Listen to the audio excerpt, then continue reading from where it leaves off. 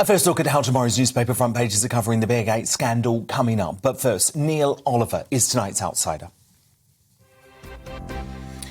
Now, Jeremy Hunt is reportedly already putting himself in the running to be the next leader of the Conservative Party if Boris Johnson is ousted. The ex-Foreign Secretary, who came second to Boris in the 2019 leadership contest, is believed to be lining up supporters and sounding out potential cabinet ministers in anticipation of the Prime Minister losing a confidence vote. Insiders say Hunt is poised to pitch himself to the public as a, quote, safe pair of hands after Johnson's turbulent time in Downing Street, and he's generally seen as not tainted by the government's handling of COVID. But let's not forget that he made huge mistakes during his stint as Health Secretary, leaving the UK unprepared for the incoming pandemic. And now a video from July 2020 has resurfaced and gone viral because it shows Hunt seemingly backing China's draconian zero-COVID strategy.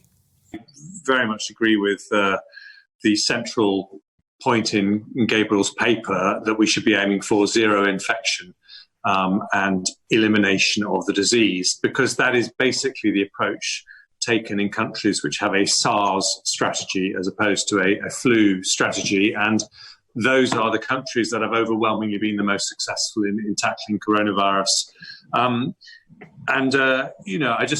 My sister lives in Beijing, and she flew back to Beijing in the middle of lockdown.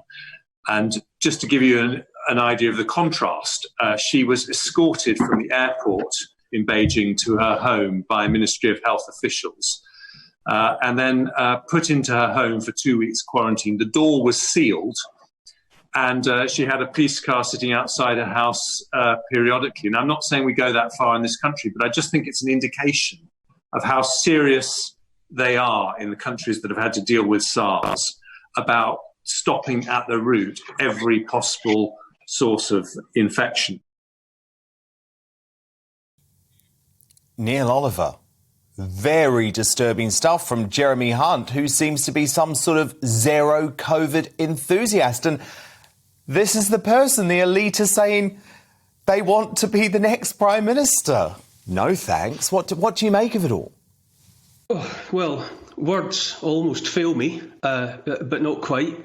Good. I would say it's instructive to see a clip like that. It's important to see what sort of leader, what sort of man Jeremy Hunt is, before he gets any closer to being leader of the Conservative Party and possibly the Prime Minister. You talk people saying that he's a safe pair of hands. I mean, I would say the indication there is that he offers, a tight pair of handcuffs, potentially for every man, woman and child in the country.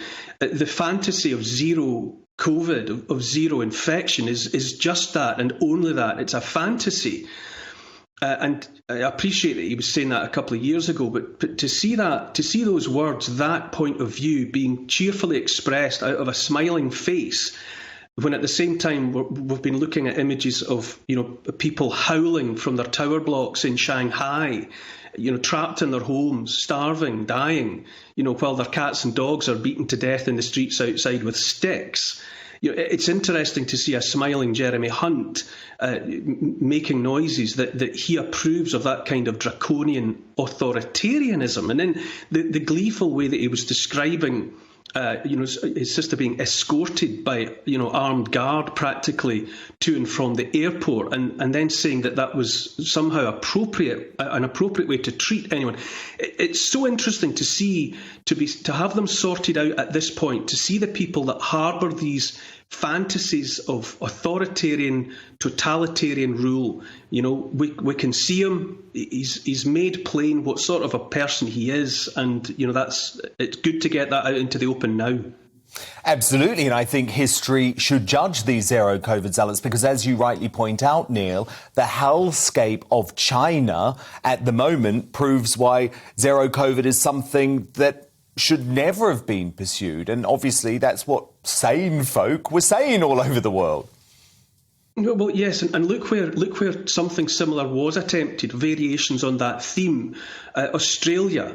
I'm reading that in Australia, in Victoria, people are being told that it's against the law for them to grow their own food.